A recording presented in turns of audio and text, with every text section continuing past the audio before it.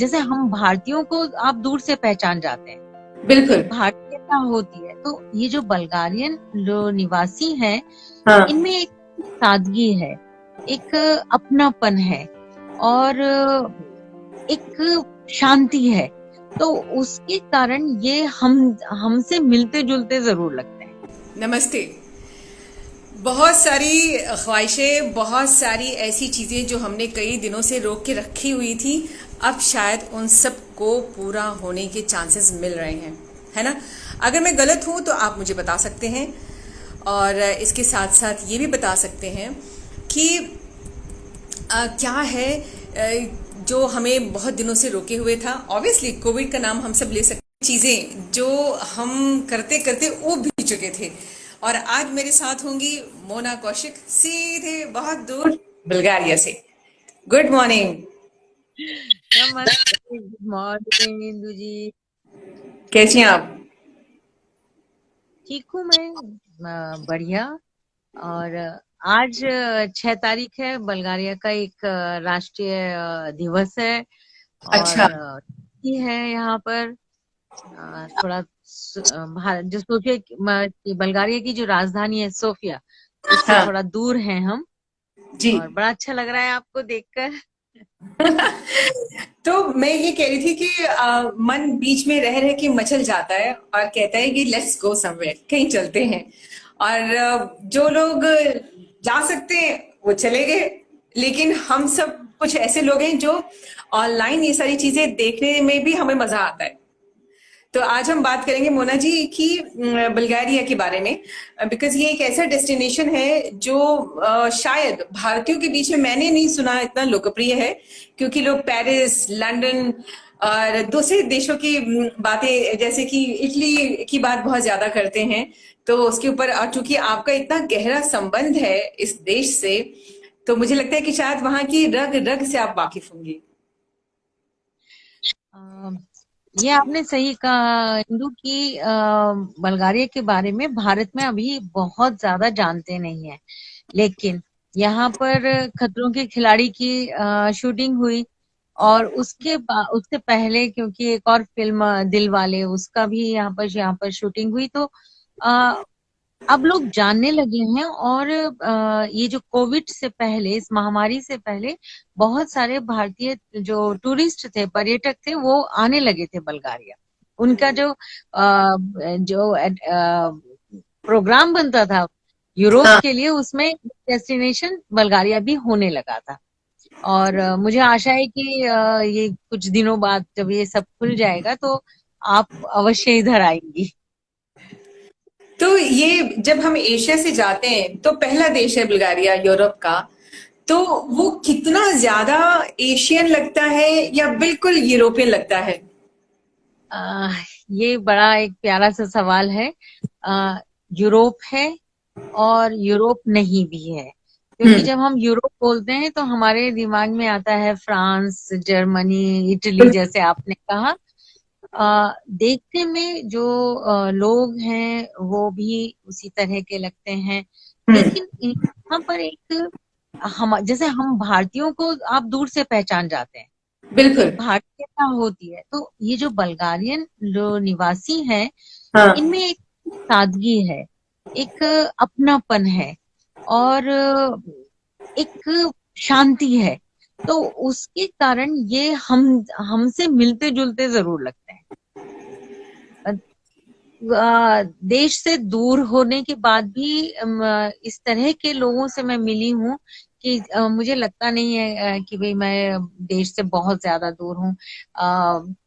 प्रकृति का तो आनंद ये है कि मैं जिस वक्त इस वक्त ऐसी जगह पर हूँ कि पास में एक छोटा सा झरना बह रहा है, पहाड़ है, हाँ। रोदोपी पहाड़ हैं जो बहुत पुराने पहाड़ हैं और यहाँ से ग्रीस तक फैले हुए हैं। ओके। आद्रा नाम की एक नदी है, छोटी नदी है, वो बह रही है पास में। तो और शांत बहुत है। तो ये शांति जो है, जो छोटे शहरों की शांति, इन लोगों के जीवन में भी दिखाई देती ओके। और बालों का कलर हमारे जैसे ही वहां के लोगों का? यहाँ पर रंग इनका गोरा है, और आपको सुनहरे बाल वाले भी मिलेंगी, लोग मिलेंगे, और काले बाल वाले भी। मैं इनकी तुलना अपने यहाँ के जो हिमाचल के हमारे जो लोग हैं, यहाँ तक कि कश्मीर के जो लोग हैं, हम उनसे इनको मिला सकते हैं। बहुत सुंदर लड़कियां बहुत सुंदर हैं, पुरुष लंबे हैं, स्वस्थ हैं, तो एक अच्छा देश है। तो जब आप 30 साल पहले वहां गई थी और अब बहुत ज्यादा अंतर आया होगा। मैं असल में काफी छोटी थी जब पहली बार बुल्गारिया आई। तो उस समय सब कुछ बहुत ही नया लगा, और एक उत्सुकता होती है चीजों को जानने की, अलग तरह की होती है कि हाँ हम विदेश में हैं। लेकिन इस दौरान मैंने यहाँ पर बहुत सारे परिवर्तन देखे। यहाँ पर लोकतंत्र, प्रजातंत्र को की स्थापना होते हुए देखी। मैं लगातार, क्योंकि लोगों से जुड़ी हुई हूँ, इसलिए उनकी जो समस्याएं हैं वो समझ रही हूँ। और ये देश कैसे एक शांति प्रिय देश से एक व्यवसायिक देश होने की होड़ में लग गया, वो भी मैंने देखा। पर फिर भी आगे बढ़ रहा है, और क्योंकि यूरोपियन यूनियन का हिस्सा है, तो यहाँ पर काफी डेवलपमेंट होते चले जा रहे हैं, पर अभी और बहुत जरूरत है। ओके, तो जब हम वहां जाएंगे तो प्राकृतिक सौंदर्य तो बहुत अच्छा देखने को मिलेगा, ये तो तय है। इसके अलावा और हम क्या ख्याल रखें? आपको यहाँ पर जो लोगों से मिलना, उसके लिए कोशिश करिए कि छोटे छोटे गांवों में या छोटी जगहों पर जाएं। और वैसे ऐतिहासिक दृष्टि से यह जैसे आपने कहा कि भाई ये पहला देश है जहां पर यूरोप में आप प्रवेश कर रहे हैं, तो उसी ऐतिहासिक दृष्टि से यहाँ यहाँ पर बहुत सारी इस तरह की जगहें हैं, शहर हैं, जहां पर आपको रोमन और ऑटोमन और साथ ही बहुत सारी जो हम संस्कृतियां हैं उनकी अवशेष मिलेंगे। तो अगर आपको पसंद है आर्कियोलॉजी में, आपका रुचि है, तो इस तरह की बहुत सारी यहाँ पर चीजें हैं। पहाड़ बहुत सुंदर हैं यहाँ के, उनमें और खासकर एक यहाँ पर रिला पहाड़ है, जहाँ पर हाँ। 7 छोटी छोटी लेक हैं, और उन सातों को उनके जो आकार है उसके नाम से बुलाया जाता है। ये एक तरह से यहाँ का कहिए जैसे 4 धाम की यात्रा हम लोग करते हैं, इसी तरह से लोग वहां पर इन 7 लेक्स जो हैं उन तक जाते हैं। तो इन सब, अच्छा भोजन बहुत अलग है, और उसके लिए भी आप आ सकते हैं यहाँ पर एक नया भोजन का स्वाद उठाने के लिए। ओके, और वेजिटेरियंस को कोई दिक्कत नहीं होगी? मैं खुद शाकाहारी हूँ, और गर्मियों में आप इतनी यहाँ पर चीजें मतलब सब्जियां क्या कहूँ कि जिसे हम ऑर्गेनिक और बहुत शुद्ध कहते हैं, वो यहाँ पर हमें मिलती हैं। और खास तौर पर ये वाला इलाका जहाँ पर अभी मैं हूँ, अभी ये ग्रीस बॉर्डर के पास है। तो यहाँ कल हमने देखा किस तरह से लोग पहाड़ पर मेहनत करके, और उन्होंने छोटे छोटे से अपनी आलू बोने की जगह तैयार की हुई है, सेब लदे हुए हैं पेड़ों पर, नाशपातियां हैं, और ये लोग सर्दी के लिए इन सभी फलों को और जो सब्जियां हैं उनको बचा के रखते हैं। तो उसके लिए एक खास तरीके से उनको बनाते हैं। तो ये मेहनत कश कौम है। इन्होंने बहुत मेहनत करके, क्योंकि पहाड़ पर जो जिंदगी थी, जो पहली जिंदगी थी, वो बहुत मुश्किल की थी। कल हम लोग कई आसपास के गांवों में गए, सब अब तो सड़कों से जुड़े हुए हैं, आराम से आप गाड़ी से जा सकते हैं। लेकिन मुझे बताया गया कि आज से 40 साल पहले, 50 साल पहले, तब जिस तरह से हमारे यहाँ पहाड़ों पर पैदल चलकर फिर उसके बाद स्कूल जाना है, या जमीन तैयार करने के लिए बड़े बड़े पत्थर उनको निकाल कर उसको समतल करके बनाया गया, घर बनाए गए बिना इस प्रकार की किसी प्रकार की सुविधा के। बड़ा अच्छा लगा देखकर कि बहुत कुछ हमारे यहाँ से मिलता जुलता है। क्या बात है, वेरी नाइस। तो इसके साथ साथ कई देशों में डू एंड डोंट्स होते हैं कि ये हमें करना है, ये हम सबको जानते हैं, लेकिन ये हमें नहीं करना ये एक बहुत बड़ी बात होती है हम सबके लिए। बल्गारिया में जो सबसे पहला ऐसा चीज जिसने मुझे आकर्षित भी किया और समझ में भी नहीं आया, दोनों तरह की थी, कि यहाँ पर हाँ के लिए ऐसे नहीं करते हैं, हाँ के लिए ऐसे किया जाता है। तो जैसे आप पूछ ये रहे हैं ऐसी कि भाई, हाँ, लेकिन अब समय के साथ साथ अब जो युवा पीढ़ी है वो हमारी तरह, मतलब जैसे दूसरे लोग हाँ और ना कहते हैं उसी तरह से कर रहे हैं। लेकिन ये पहला एक तरह का हमारा शौक था कि हम पूछ रहे हैं कि हमें हम सामने जाए, वो कहते हैं हाँ, अब हम समझते हैं ना। तो और क्या आपको नहीं करना है, आपको बाएं हाथ पर नहीं चलना है, सब कुछ दाएं हाथ पर है। लोगों का सम्मान तो करना पड़ेगा, ये बहुत जरूरी है। जब आप कहीं भी हो, चाहे अपने देश में हो बाहर हो, तो वो जरूरी है। एक और है कि अगर आप किसी के घर जाते हैं तो जूते उतारे जाते हैं बाहर ही, घर में पहनने के लिए चप्पलें दी जाती हैं, स्वागत करते हैं, और क्या नहीं करें। जो बल्गारिया में ये एक अच्छी बात है कि ये भी हमारी तरह जोर से बोलते हैं, मतलब भारतीयों की तरह उतनी जोर से नहीं है, लेकिन यूरोप के और देशों के मुकाबले में काफी जोर से बोलते हैं, तो जी, आराम से आप बात कर सकते हैं।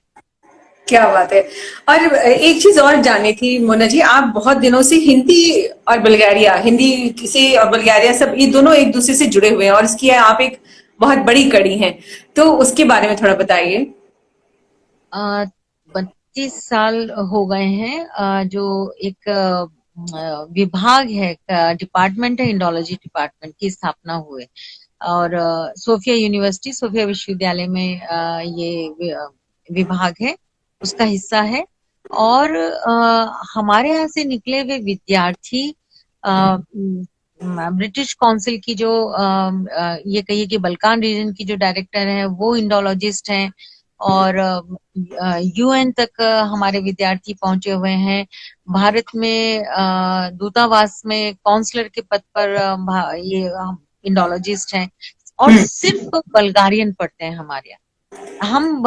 मैं भारतीयों को नहीं पढ़ा रही हूँ, और हम हमारे विभाग में जो सहयोगी हैं वे यूरोप में बड़े नाम हैं। कुछ नाम मैं लेना चाहूंगी अगर आप अनुमति दें। जैसे प्रोफेसर बर्तोएवा, प्रोफेसर रूसेवा, इन्होंने उपनिषदों का बल्गारियन में अनुवाद किया। श्रीमती वान्या गांचेवा जो हिंदी की इतनी बड़ी समर्थक हैं, और पिछले उन्होंने ताशकंद में पहले इंडोलॉजी पढ़ी, और अब वो हिंदी का जो भाषा विज्ञान है वो हाँ, पढ़ाती हैं।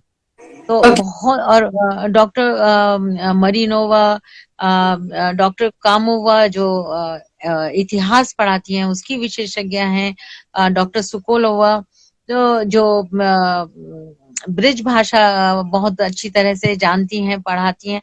तो डॉक्टर निकोलाई जो वो भी भाषा प्रेमी है, पढ़ाते हैं। तो इस तरह से एक बहुत बड़ा ये एक विभाग है जिसमें जो कहते हैं ना कि सीनियर्स भी हैं, लेकिन जो नए युवा पीढ़ी, जैसे निकोलाई जी हैं, लिली देनेवा जी हैं, और हम और नए नए लोग आएंगे, तो ये एक इतनी मजबूत कड़ी है भारत और बल्गारिया के बीच में। जो कहते हैं ना कि ज्ञान का दिया जो है वो हर तरह के अंधकार को मिटा देता है। तो हमारे दोनों देशों के बीच में जो अनजानापन है, जिसको हम नहीं जान पा रहे हैं, उसको ये भारत विद्या विभाग, इंडोलॉजी विभाग उसको समाप्त कर रहा है। ओके। अच्छा, हम सब भारतीय कहीं भी जाते हैं तो जैसे हमारे अंदर बड़ी क्यूरियोसिटी होती है किसी जगह को लेके, तो हम भारतीय ये देखने के बाद सामने वाले की भी क्यूरियोसिटी बढ़ जाती है और वो बड़े अच्छे अच्छे सवाल पूछते हैं। जैसे मुझे याद है किसी ने हमसे पूछा था एक बार कि आपके यहाँ पे हाथी है, आपके यहाँ पे दूसरे और जानवरों की गिनती गिनाई थी। तो आपसे हिंदुस्तान के बारे में किस तरह के सवाल ज्यादातर लोग करते हैं वहां पे?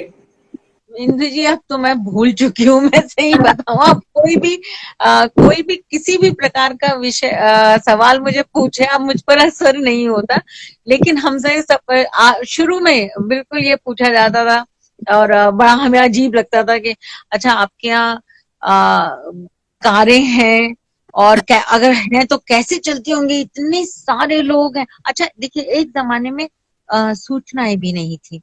इंटरनेट नहीं था, तो ओके। उन लोगों को जो और आना जाना उतना होता नहीं था। और जैसे एक मित्र थे, उनसे पूछा गया कि आप मतलब कहाँ रहते हैं, इतने सारे लोग हैं तो आप कहाँ रहते हैं। तो उन्होंने बड़े मजाक में बोला था, मेरे पिताजी ने एक पेड़ खरीद दिया है और उस पर हम मकान छोटा सा कमरा बनाकर रहते हैं। या ये भी एक है। अच्छा बल्गारिया का जो दही है, क्योंकि वो विश्व भर में प्रसिद्ध है, यहाँ पर एक विशेष बैक्टीरिया है जो जिससे वो दही बनता है, जो जापान में और अमेरिका में हर जगह प्रसिद्ध है। तो ये बहुत गर्व से मतलब बल्गारियंस को बहुत गर्व है इस पर। और हमसे ये पूछा जाता था कि भाई अच्छा आपके यहाँ दूध होता है दही होता है। अब कुछ भी। अच्छा अब जो है, क्योंकि मैं भारतीय संस्कृति और जो हमारे परंपराएं हैं उनको भी पढ़ाती हूँ, तो बिंदी को लेकर, मेहंदी को लेकर इस तरह के भी सवाल आते हैं जो जो लोग हैं, क्योंकि हमारे सीरियल्स आने लगे हैं बहुत ज्यादा। बालिका ओके। वधू जैसे यहाँ पर चल रहा है, तो लोगों की उत्सुकता बढ़ती है। हमसे पूछा जाता है क्या सब इसी तरह से जेवर पहन के और मेकअप करके सोते हैं खासकर महिलाओं के। हाँ, तो हमारे रीति रिवाज भी उनके लिए क्यूरियोसिटी की चीजें बनती होंगी, ड्रेसेस जो सीरियल्स वगैरह में देखते हैं वो लोग। हाँ, और वो सीखते हैं बहुत सारी चीजें। और खासकर आज भी इंदु जी जो फिल्में हैं, पुरानी फिल्में जैसे हाथी मेरे साथी, वो लोगों को याद है। जो युवा पीढ़ी है, मैं उसकी बात नहीं कर रही हूँ जो 20 हाँ। से 25 30 साल तक के हैं, लेकिन अगर 40 साल से ऊपर के लोग जितने भी होंगे, सबको मतलब याद है कि हम उन्होंने बचपन में हाथी मेरे साथी देखी और रोए हैं उस फिल्म को देखकर, या भारतीय फिल्मों को देखकर वे उन्होंने कितने वो हंसते थे, हंसे भी हैं और रोए भी हैं। तो क्या बात है। उत्सुकता तो बहुत है। पर ये इतनी जहीन और इतनी प्यारी सवाल है ना कि आप जब सुनते हो तो मैं शायद एक अलग तरह का ख्याल आता होगा मन में। शुरू में लगता अजीब लगता था, लेकिन अब लगता है कि किसी को हमारे बारे में जानने की उत्सुकता है, इसलिए पूछते हैं। यस।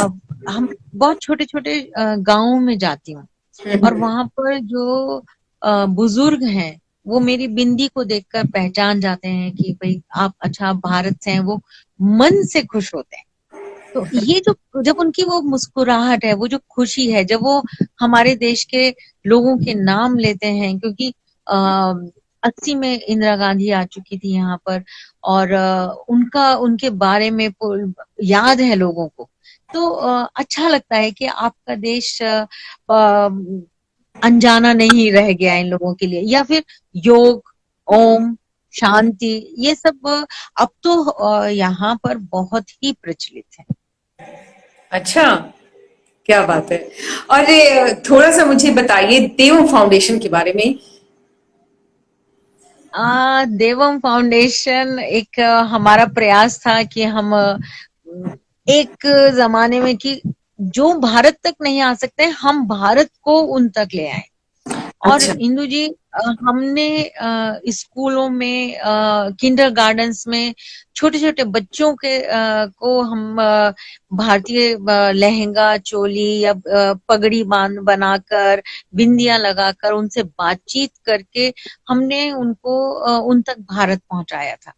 और ओके। इसके ये हमारा उद्देश्य था कि हम लोग इस देश के और भारत के बीच में एक सेतु बनेंगे। आज लगभग 20 साल हो गए हैं और हमारे जो सदस्यों की संख्या, अब मैं कह सकती हूँ कि असंख्य है।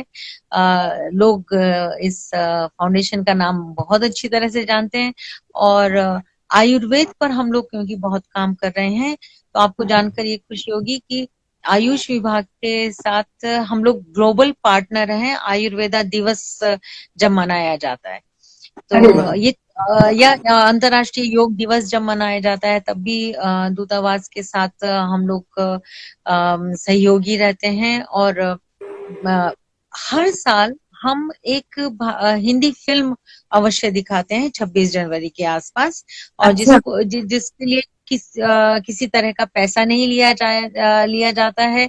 और सबसे पहली फिल्म हमने दिखाई थी क्वीन, और जिसमें लोग इतने लोग थे कि सीट्स नहीं थी, इसलिए वो नीचे बैठे हुए तो और क्वीन फिल्म भी बहुत अलग थी एंड आई एम श्योर लोगों को बहुत अच्छी और डिफरेंट लगी होगी। सिर्फ ये कहना चाहूंगी कि क्वीन, मैरी कॉम, बरेली की बर्फी और उसके बाद का और की, ऐसी फिल्म हमने चुनी इन 4 सालों में जहां पर अब भारत की जो महिला है, हम उसके जो स्वरूप है उसको दिखा सके, आज की महिला को दिखा क्या सके। बात है। Very nice. अच्छा, अभी आप बाहर बैठी हैं या कमरे में, क्या हम लोग नजारा देख सकते हैं थोड़ा सा? मैं तो अब पता नहीं, वो शायद वो आवाज सुनाई नहीं दे रही है, लेकिन मैं बाहर हूँ और मैं इधर आपको दिखाती हूँ। वाह, क्या मेरे बात है। पीछे जरा आपको दिखाई दे रहा हो। बिल्कुल बिल्कुल। और ये ये है है। बुल्गारिया। और बुल्गारिया से सीधे इस वक्त हमारे साथ है मोना कौशिक जी, और जो वहां पे कई सालों से हैं, और यूं कहना चाहिए कि हिंदुस्तान और बुल्गारिया का एक बहुत ही अच्छा, अगर आपको कुछ पूछना है तो हाजिर होती हैं हमेशा मोना जी। जी मैम। ये है हमारा अभी का बल्गारिया, और बहुत ही शांति है। आप, मैं क्या बोलूं, अभी इतना अच्छा लग रहा है कि आज थोड़ा सा बादल है, नहीं तो कल तो बहुत ही अच्छा मौसम था, गर्म भी था। पर धीरे धीरे आप समझ ही रहे हैं कि मौसम यहाँ पर बदलेगा ही। बिल्कुल तो बिल्कुल। इंदु जी, बहुत बहुत धन्यवाद कि आप दोनों देशों को जोड़ रही हैं अपने इस कार्यक्रम के माध्यम से। जोड़ रही है, और एक्चुअली हमारा तो घूमना भी हो जा रहा है ना। और यही उम्मीद करते हैं कि जैसे ही कोरोना खत्म हो, ये सारी चीजें फिर से बहाल हो जाएं और हम टिकट कटाएं और पहुंच जाएं। आइए, स्वागत है। Thank you very much Mono ji. नमस्कार। नमस्कार।